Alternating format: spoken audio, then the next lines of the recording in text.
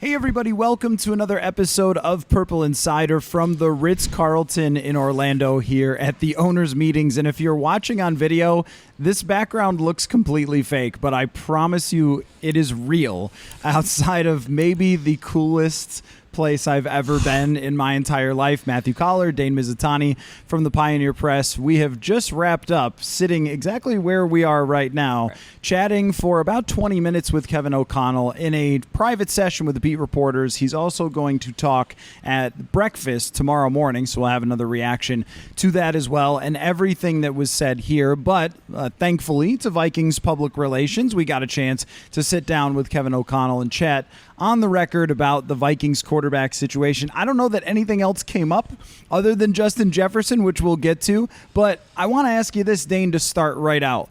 What is your biggest takeaway from the vibe of Kevin O'Connell, knowing that the Vikings are in this quarterback mix? They're at the center of all the insiderers, all the rumors, everything going on. I mean, they are one of the most interesting teams here in Orlando that everybody seems to want to talk to and talk about. And we had a chance to sit down with O'Connell. So what was your feeling coming away from that conversation?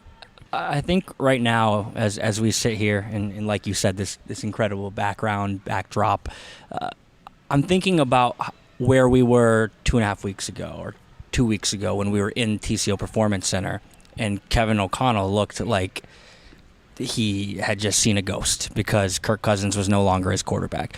And if you take that reaction and how he kind of looked in that moment back in Minnesota to how he felt today, I think he's excited. And I think he's excited about the idea of, yes, I don't think he's lying. I think he thinks Sam Darnold has good football ahead of him.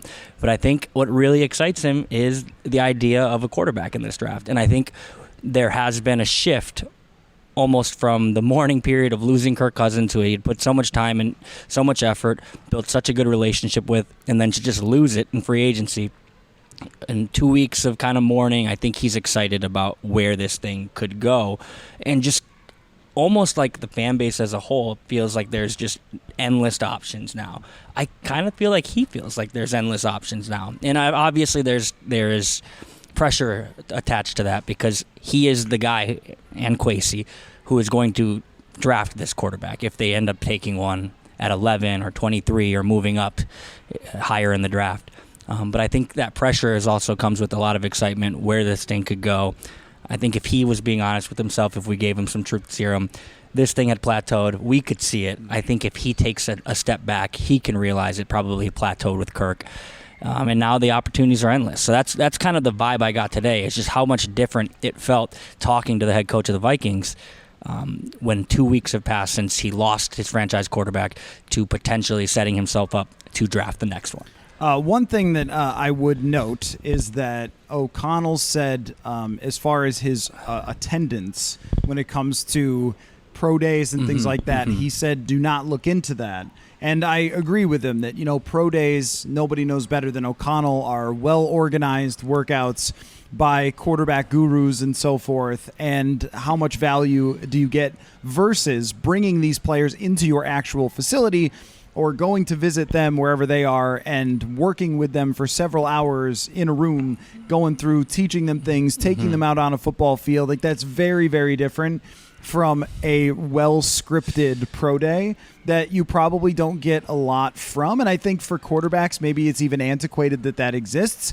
And even there are hard things to figure out from the combine where they do a presentation and they're throwing certain routes and so forth. But it's really these Kevin O'Connell sit-downs that are going to be the thing that matters the most. And so he wasn't at Bo Nix or whatever, but it wasn't at J.J. McCarthy, but that doesn't mean anything. Now, one thing I would say is also they were presenting this idea of being okay with whatever happens. And I believe he used the word complicit, like another team has to help you, and teams don't like to help you unless you give them enough incentive to help you, and that's clear.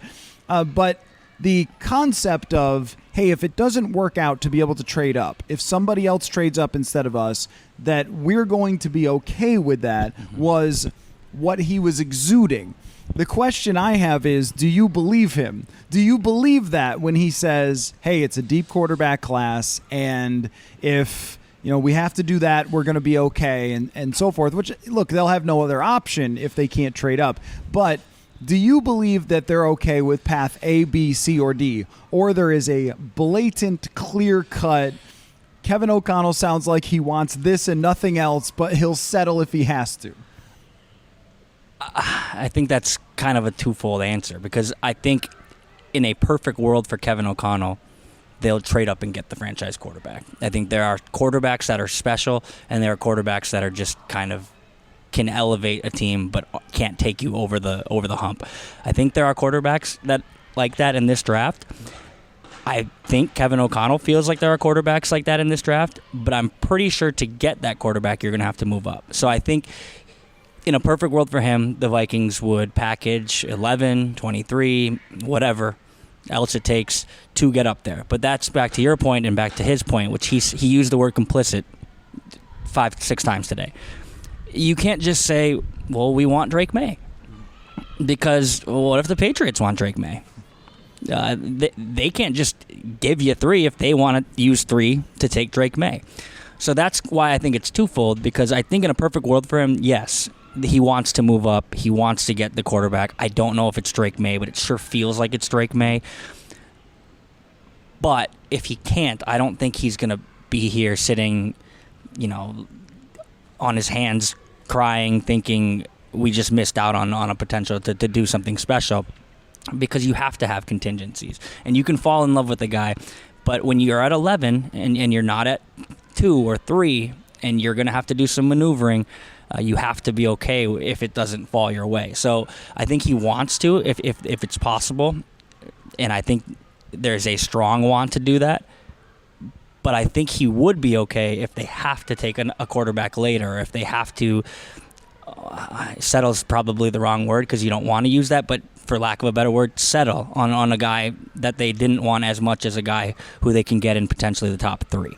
And I think that, when we look at having number 23, that gives them a leg up on everybody else. And I wanted to mention this as well because there are other coaches talking with their medias, and Sean Payton called it realistic. Someone asked if it was realistic if they would be a team that would trade up, and he said yes, it's realistic. And we all know this, that the Denver Broncos are a team that is unlikely to roll with Jarrod Stidham. Mm-hmm. There was a report out there that they would be okay with that. I don't believe it. I don't think that they'd be okay with Jarrod Stidham, since no one else has ever been before, but you have to kind of say that just in case. Right. But the fact that he was willing to say, yeah, it's realistic, they're clearly in the race. The team that we are not as sure about is maybe the Raiders, but I also think that they're in this race as well to move up. The New York Giants are a very realistic possibility to move up. So there's a lot of competition. Mm-hmm. And what the 23rd pick gave, and this is where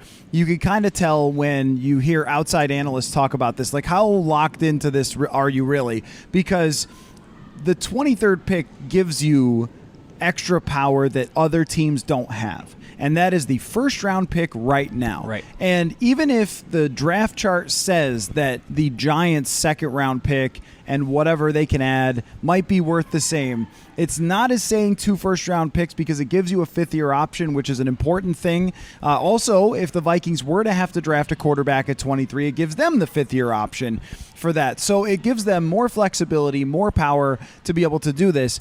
But it's very obvious that the teams at 3, and we'll talk about 3 as well, teams at 3 and 4 are saying, give us your best shot. Mm-hmm. And all these other teams are putting together these packages to move up. And it seems like it is a 4-horse race. And then there are 2 other horses that you'd have to settle for if you decided to go for it, who are good prospects, but not on the same level as the others. So those developments here, and having like Jarrod Mayo say that they're open to potentially trading number 3, I think tells me that this is going to happen for somebody, this big move up. We just don't know if it's going to be the Vikings or not. I don't think we know that, but I think when we circle back to your point about having 23, if it's going to be someone, it's probably going to be the Vikings, because who can beat their offer, right? If you're saying it's going to take one first-round pick this year, one first-round pick next year, and potentially another first-round pick down the road. Well, the Vikings can beat every single team's offer by just saying, we'll give you one first-round pick this year and another first-round pick this year. And to your point about the boards, the trade charts, they're not an exact science, right? They're assigning value to what an asset feels like, kind of on like a spreadsheet.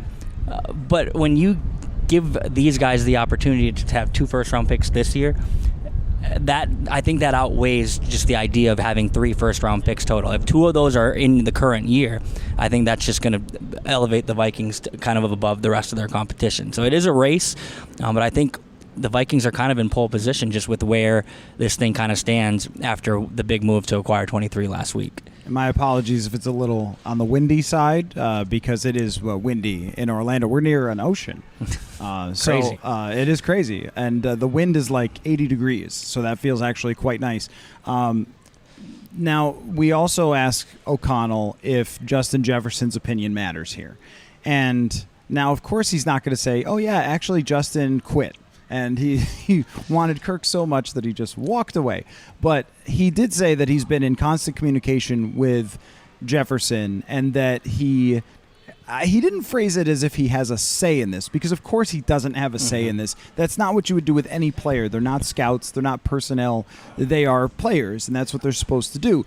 But I think that one of the keys and one of the superpowers that Kevin O'Connell has is that he always seems to know how to effectively communicate with his players and keep someone like Justin Jefferson in the loop. And I think what he wanted to do was confirm to us that it's more myth than truth that Jefferson wouldn't sign an extension and those sorts of things if he didn't like whatever they were doing at quarterback. And I think Jefferson's also smart enough to figure out that he's going to be here for a long time and play a big role in whatever it is that they do at that quarterback position. And whatever it is, the success of that quarterback will be so tied to Justin Jefferson. And that was something that Kevin O'Connell said pretty clearly to us, is that we can give this quarterback, and I think it was also smart for him. He didn't really shy away from this. Like, he's aware that, they need a quarterback and so forth. But that's one of the things that they can give is the situation that you drop into with a former quarterback as your coach, and that he can lean into that and really connect with that person. And they are aware of that. So I think that has to factor in even to who they draft and how much they're willing to spend. That's what I'm tying this into, is how much they're willing to spend to be able to move up. Also has to be how much can we do to pump up any quarterback that we draft. Totally. The infrastructure the Vikings have in place is greater than every other infrastructure, I would argue, certainly in the top 3. And even the trades, the teams you're in the race with, the Denver Broncos, the Viking situation is vastly better. The Las Vegas Raiders, they have Devontae Adams, but Devontae Adams is kind of in the decline of his career. Justin Jefferson is still in the ascension of his career. Maybe the New York Giants want to get in there. My point being, the Vikings are going to be kind of the destination if you could just tell any of these quarterbacks, hey, you can pick where you play next year. I think every single one of them would say, I want to play for the Vikings. I want to play for a team that has Justin Jefferson as their number 1 receiver. I want to play for a coach who is invested in my growth and in my process, and who's going to be around for the long haul. I think that is an important distinction to your point that, yeah, maybe it's a high price to pay, but this guy is going to be coming into an incredible situation to succeed, and that's such a big part of this as well. So how much do you think that it's going to take? Yeah. And this isn't going to be based on any new information from O'Connell, but we could try to read his face when we're talking about like how bought in he is to the idea of moving up and so forth. Like, we can try to get a sense for like how important that is to them. Do you think that they're going to have to give up that additional first-round pick in 2025 if they want to move up? Because I am just not fully believing that O'Connell is going to be totally fine with, hey, whatever quarterback shows up at 11, whatever quarterback's at 23, no biggie, guys. Like, I think that they're going to have a pretty clear preference. And if they don't get McCarthy, if they don't get May, then they will, like, not melt as a franchise or whatever, and he's going to have to take what he gets. But I do think that O'Connell is going to want them to go one step farther than maybe Kwesi Adofo-Mensah is going to want to go, because, you have to draw a line in the sand, but that line gets pushed so much farther when you're talking about trying to draft a quarterback. Yeah, and I just think when you, to answer your question, yes, I think it's going to cost the extra first-round pick. And that's why I brought up the charts earlier. The charts say 2 first, 11 and 23 can get you up to 4. And like, maybe, but all the other team has to say is like, well, screw the charts. Denver's willing to offer me 2 first-round picks. I need another. So do I think that it's going to cost them the 2025 first-round pick if they want to move up? Yes, I do. Because I think it's just supply and demand. It's what's the asset that you want and how much are you willing to pay for it. And if there's other teams willing to pay for that asset that you want, then yes, you're going to have to up your ante. And that's why I think the Vikings have more spending power than other teams, is because they have 11 and 23. The point here is, are they willing to use that spending power that they have and go the extra mile? I think yes. I think if they fall in love with the guy, they can tell us everything. They can try to keep their cards close to their vest. I think this is such a pivotal offseason. This is a draft class of quarterbacks they have been scouting for 2 to 3 years, and I just find it really hard to believe if the price to get to 3, and I'll say 3 because the Patriots today, Jarrod Mayo talked and said a good way to build a team is to acquire draft picks. And yes, that's true. And you know who has more than a lot of teams? The Vikings. So I think if they fall in love with the guy and the cost to get up to 3 is the 2025 first-round pick, it might sound like a lot, small price to pay if you get it right.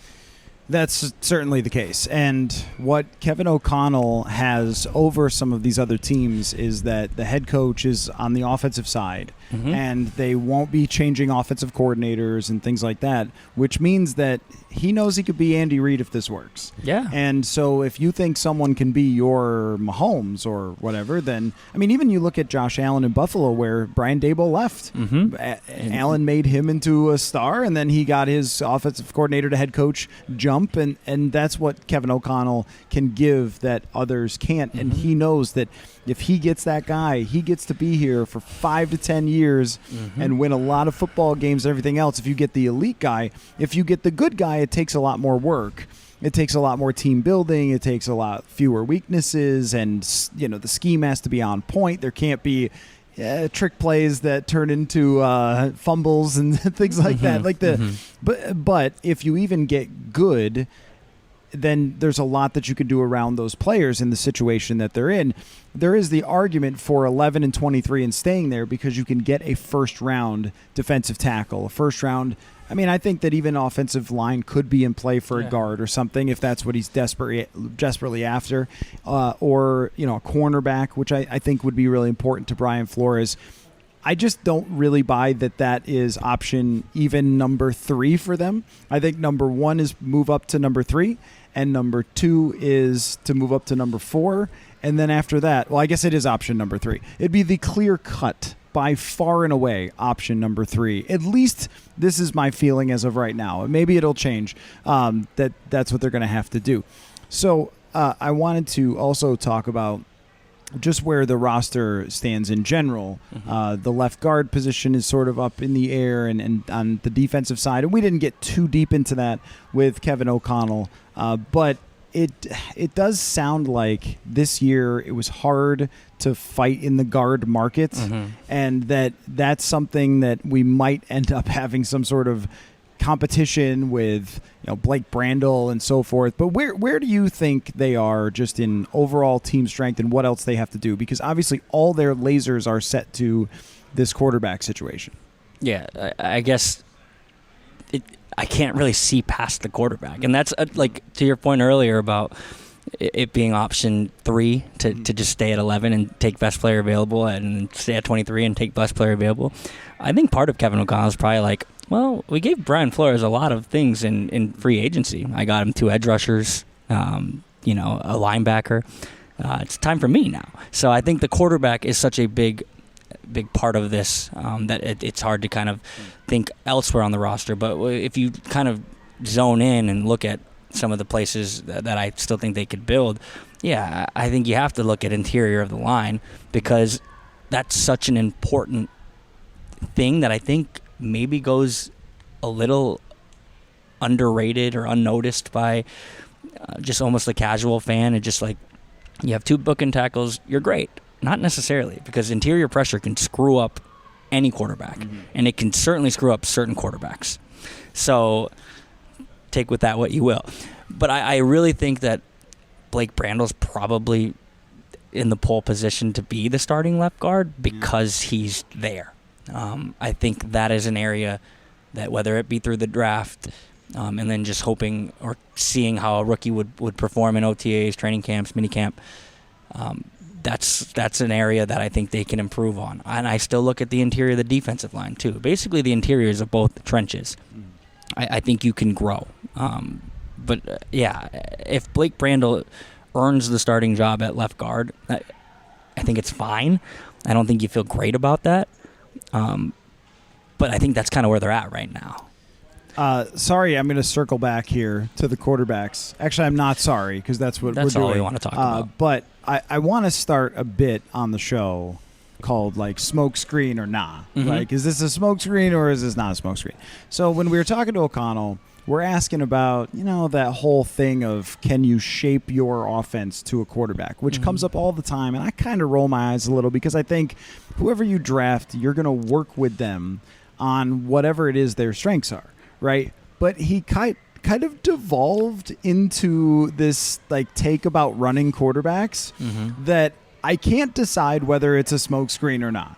Like, does he really actually love Jaden Daniels, or was he saying, and what he said exactly was more or less like, you got to be careful with that kind of player, because it's always going to be a pass-first league. So you got to be sure that the guy's timing, accuracy, can run the offense is going to be number one, because you can't just run. As Justin Fields shows us, nobody in the league seems to think that you can just be a runner and actually win. So that's why he gets traded for a 6th-round draft pick. But Daniels had really great passing numbers, so that should also be made clear as well. But when he went on the kind of off-ramp that was not asked about, but maybe he felt us implying it, did you feel like that was him sort of trying to throw us off the scent a little bit of Jaden Daniels, or was he being like, just showing us a big bright light on Drake May's face? I've always kind of thought it's Drake May, and that one kind of just... It only illuminated more for Drake May. I think part of why you take that off-ramp, if you're him, is to say, and then we're talking in Kevin O'Connell now, is to say, I'm capable of doing it, because people don't think I can. Because I think, and I think me and you have talked about this, that Josh Dobbs, the fact that they brought him in and we went through the bye week and nothing changed. That was licensed for everyone to be like, Kevin O'Connell can't change. He's stubborn. And I think you brought it up that, like, Nick Mullins, if Kirk goes down, Nick Mullins is healthy, doesn't have the back injury, and just plays, everyone's just thinking, like, well, Nick Mullins isn't that good, but the offense looks the same. And no one's questioning, can Kevin O'Connell be malleable? I'm not questioning, can Kevin O'Connell be malleable? I'm guilty of that too. I think he takes that off-ramp to basically say, like, guys, I can do it if I have to. But I don't think he wants to. I think he wants a quarterback that will take his 5-step drop, take his 7-step drop, put his foot in the ground, and throw the ball 25 yards down the field into the window that will be schemed open. I think that's the quarterback he's always going to want. I think he's going to want a quarterback with accuracy. You hear him all the time talk about accuracy and how that's such an important part of a quarterback play. Precision, ability to process, like all those things scream a certain type of quarterback, one that is willing to hang in the pocket and not necessarily rely on athleticism to make plays. I think if there was a world where that was what he was presented, I think Kevin O'Connell could shapeshift. I think if he's getting to pick his guy, it's going to be a certain guy. Yeah, I think so too. That when it comes to someone like Jaden Daniels, where he was really good was throwing down the field. But one of the things that I'm a little hesitant on going overboard with that, and I know this is a Drake May thing too, but May throws the intermediate passes exceptionally well, like has, I think the ability to operate the whole thing, as opposed to maybe the best trait is just those deep bombs to great wide receivers, which we kind of saw from Jaden Daniels. And I don't mean to insult him. We're talking about top level quarterbacks who we'd all be happy with if they drafted. I just mean that the nuance between them is what makes the discussion so interesting. And even for the Vikings, as they go to meet with all these guys, and they're going to have to deal with that as well.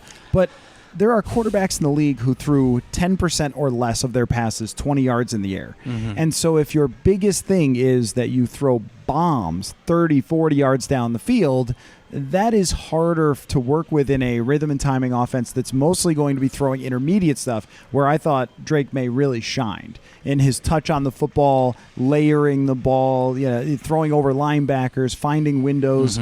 Anticipation was such a big thing for Drake May that you could see O'Connell watching that and going, yes, this is the thing. And the other thing is, too, that if they did start paying attention to the draft class, as Kwesi said at the Combine for years before, well, then they would have seen the best of Drake May when he had a little better team around him, when maybe he wasn't trying too hard, I thought, at times last year. Going back and watching him, I thought he was trying to be, him and Caleb Williams both, they felt the pressure of being the potential top draft pick, I thought. Now, where it gets really interesting is kind of McCarthy. And like, all right, so you're going to have to adjust your plan for McCarthy, more likely than not, to potentially sit that guy. And this is, I think, really, really important that they are very clear about their plan from day one in a quarterback competition scenario in training camp, and that the owners don't step in and say, hey, you better play your guy if Darnold is a better quarterback, or if the owners don't step in. And I asked Kevin specifically about alignment and about them all being on the same page.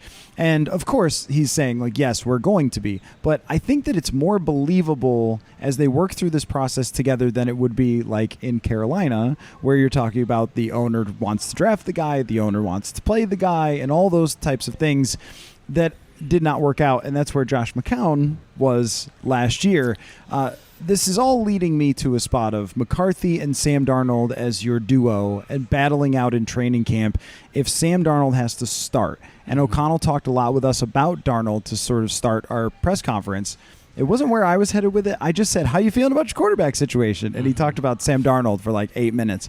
But I do think he actually really believes that Sam Darnold, if he were to play, could be effective for them for a year, which gives them much less pressure to have to feel like they have to go all in everything on this quarterback to start from day one. So if it is McCarthy and he needs to develop, they are in a position to do so. Yeah, and I think that's probably important for fans to get through their head, is that if they trade up to 4 or 5, say it goes 3 straight quarterbacks to 1, 2, 3, and McCarthy's there, and you don't want to get jumped because you love the guy, and they trade up to 4 or 5, and they don't start him week 1, it does not mean he sucks. Right. And I think there is going to be a knee-jerk reaction of like, well, we traded up to get this guy, and he's not even starting week 1. Quarterback's a hard position to play in the league, and I think it's okay, as we've seen in Green Bay especially, like to sit a guy and let them learn the offense. Now, it's different if Sam Darnold and J.J. McCarthy are going at it in OTAs and neck and neck in training camp, and McCarthy looks actually better, then you have to go with McCarthy. But I think people need to get through their head, like, the idea of taking a quarterback high is fun. It's sexy. It's something to rally behind. It doesn't mean that guy's better than like a journeyman quarterback right now who's been through the ringer. I think Sam Darnold's probably better than every quarterback that's going to get drafted in the first round of this draft, just as far as knowing how the NFL functions, seeing NFL defenses, knowing how to process when the NFL defensive coordinators are trying to throw you off your scent. So, yeah, if we get out of the draft next month and it's Sam Darnold, QB1, J.J. McCarthy, QB2, like, that's okay. And I think people need to really understand that. Is like, that is a true reality. If they trade up and get Drake May, it might be Sam Darnold still. It's a hard position, and the last thing you want to do is try and microwave someone's timeline and ruin their confidence. It's a hard thing to get back if you really mismanage this. And Kevin O'Connell, who's a quarterback himself, who probably didn't feel like he got developed in the way that he should have gotten developed, is so invested in this kid's development. He's not going to do anything, whoever they take, to jeopardize that. Have you picked up on that with O'Connell, that he feels like he maybe wasn't given every opportunity to succeed? I think he has brought it up maybe a dozen times, yeah. Which, may ultimately play in whoever the next quarterback's favor, because he is going to get every ounce of Kevin O'Connell's effort. But, yes, if Sam Darnold has to play, I think that they've gotten to a position where you will hear a lot of, if Darnold plays, you will hear a lot of from the outside people, from the national people who cover all 32 teams. Oh, well, this is not good. He didn't win the competition and so forth. But if we go through the list of even quarterbacks who didn't start week one who were draft picks, Josh Allen is on that list. Patrick Mahomes is on that list. And those are the two best quarterbacks in the NFL. So, I think that you're totally fine if that ends up being the case. So I think that if they do have to do that it'll be fine. But I haven't asked you how you feel about McCarthy, because when I was doing my ranking of outcomes, and I ranked, number one was trade everything for Drake May, and number two was not having to give up that first-round pick to get McCarthy. Even though I have more skepticism about McCarthy, are you like all in on the McCarthy plan? Would you be willing to trade that extra first if it's him and not Drake May?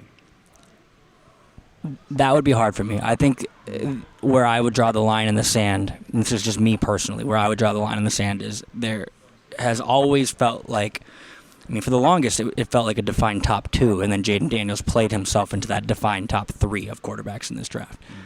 And J.J. McCarthy, over the last month and a half, 2 months, has seemed to play himself into that top four. But to me, it still feels like a top three with a very, very defined number four. So I think if you're getting the number four guy in this draft, I don't know if I would be willing to give that 2025 first when I could probably just sit back at 11 or wait till 23 and take Michael Penix or Bo Nix. At the same time, I am inclined to believe that they're just, whatever they decide, they're just going to go after it with conviction. So it doesn't matter that I'm not willing to trade the 2025 pick. If they think, well, we struck out on May, but we really like McCarthy and we're not willing to strike out on him too, I think they'll give it up. But to me, it always feels like the top three has always been Caleb Williams, Drake May, Jaden Daniels, drop off. And it was a bottom three after that. It was J.J. McCarthy, Michael Penix, Bo Nix, and now J.J. has kind of ascended out of that group. It feels like I just don't know if there's a lot different between a J.J. McCarthy, who I have to give up my 2025 first-round pick, and Michael Penix, who I can maybe just sit there and take at 23. What is your feeling on a timeline for this thing? Because we've been trying to ask that to people. Do you guys think maybe, wink, wink, you could tell us to not go on vacation, to be ready for this potential trade, or is it going to happen on draft night? And that's in part what the owners' meetings will do for them, is that these people can all spend a lot of time together and they can all have conversations. And look, the Patriots people are here and the Arizona Cardinals people are here. But I think that it's altogether possible it might go to draft night, because one of the things that they have to be sure of is, well, either you love all three at the top, even maybe you love Daniels more than your smoke screening or whatever. But if Washington were to surprise you with who they took, then are you still good with having the 3 pick? Or if you would you trade out of it then if you're not okay? You know what I'm saying? Or would you just, if you trade up to 3 and they take May, but you thought it was going to be Daniels, do you just take McCarthy at 3 and then say that you didn't like the other guy? There's a lot of different ways to handle this. I do think if they can get to 3, they do it today. 4 might be more of in consideration. I don't know. I think 4 is a harder one to do, and you might want to wait until you see if on draft night that the other teams aren't offering as much and you've got a better opportunity than you thought. Like, there's a lot of moving parts, but I think if it's 3, you just say yes and then deal with whatever comes. Yeah, I've actually never thought of it the way that you just brought it up, so that would actually freak me out even more to do it. But yeah, if they can get 3, if the conversations at the owners' meetings and go well, and a couple of drinks at the hotel bar go well, and all of a sudden New England's willing to give you 3 tomorrow, yeah, I think they just do it and figure it out later. But that's a good point. What if you get up to 3 because you love Drake May, and then Washington takes Drake May, and then are you stuck with Jaden Daniels? Are you overdrafting McCarthy? Did you have him pegged lower? I think if they could get up to number 3, they would do it today. I don't think they'll be able to get up to number 3 anytime soon. I'm inclined to believe it's gonna happen on draft night, if it will, because I think the top 3 teams. I mean, I guess the 2 teams after Chicago, Caleb Williams is going 1. I think they're trying to figure out what they want to do, and I think the longer you wait, the more pressure there is in the pressure cooker, and maybe someone is willing to give you another pick that you weren't able to get in the beginning of April. It feels like a trade that's going to take time to kind of materialize, largely because, going back to Kevin O'Connell's word, like, New England has to be complicit. Washington has to be complicit. And I don't know if they can get to that level of complicity unless they go and unturn every stone and figure out, is this guy we're willing to pass on? Are we willing to forego the chance at a potential franchise quarterback and give him to someone else? I think that's a question that they're going to continue to ask themselves again and again and again, and I think that probably stretches out until draft night.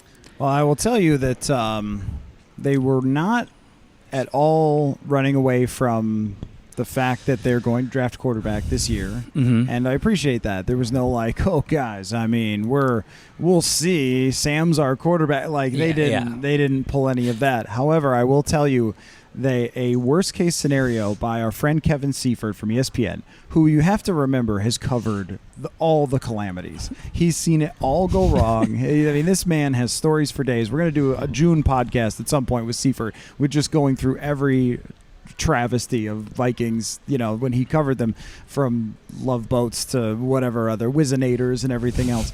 But his scenario is that they get locked out of all the quarterbacks, and they just get completely left in the dark, and they end up drafting Spencer Rattler like in the 3rd round or something. Well, they don't even have a 3rd round pick, but they don't even have a 2nd round pick. So I don't even know where they're doing that. I guess the 4th round, and that's their only quarterback. And they say, that was our guy that we wanted all along. That was the one we targeted. You never saw it coming. After today, not that I ever thought that was real. After today, I thought there is a 0.0001% chance that they get locked out. Like, every single scenario, all the intel, all the things they're going to do, all the trades, all the possibilities, they will get a quarterback. Yeah. And I don't think there's any other way around that. No. I think the only way is if a team that you're not expecting at all to take a quarterback takes one. And then all of a sudden, the teams you were projecting to take receiver here takes a quarterback instead. The doomsday scenario, I don't think exists, because I don't think they're going to let it exist. I think if we get to April or early May and we're sitting in OTAs and Sam Darnold is the quarterback and Michael Pratt is the other quarterback on the roster, Kevin O'Connell will have pulled all of his hair out and ran away. There's no world where that's going to happen. I think it's a quarterback. I think they're probably trying to be a little coy because it's still a negotiation, right? Like, you still have to try. You don't want to be like, yeah, we want to get up to 3 and we'd give you anything for it. You have to play your cards close to the vest. But I think it's pretty hard to do when you just look at how monumental this offseason are always felt, and how you layer that with both these guys talking about how this is a draft class we've been projecting out for 2 or 3 years. I don't see the world where this doesn't end with them getting the guy they really want, whether that's trading up and getting the tippy top upper echelon guy, or, again, wrong word, can't think of a better one, settling for the next guy in that list. I can't see a world where they don't walk away with a guy they think can be the next franchise quarterback. I think so too. I think they're going to move heaven and earth. It just might take a while. So until then, we're going to talk about all the scenarios, of course. And you and I'm sure we'll get together again before draft night to do the previewing and everything else. But I think you should not turn off notifications, especially like after this week. I just wouldn't be surprised if some things get hatched here in the late night conversations at the owners' meetings. Although the vibe different from the combine, mostly that it's 80 degrees and it's a little more relaxed, a little more chill than all the things going on in Indianapolis. But we'll have more analysis from Orlando because I'm here, and why not? So thanks, Dane Mizutani of the Pioneer Press. Thank you all for listening, and keep it tuned to the channel because there will be a lot more to come. Catch you next time. Football.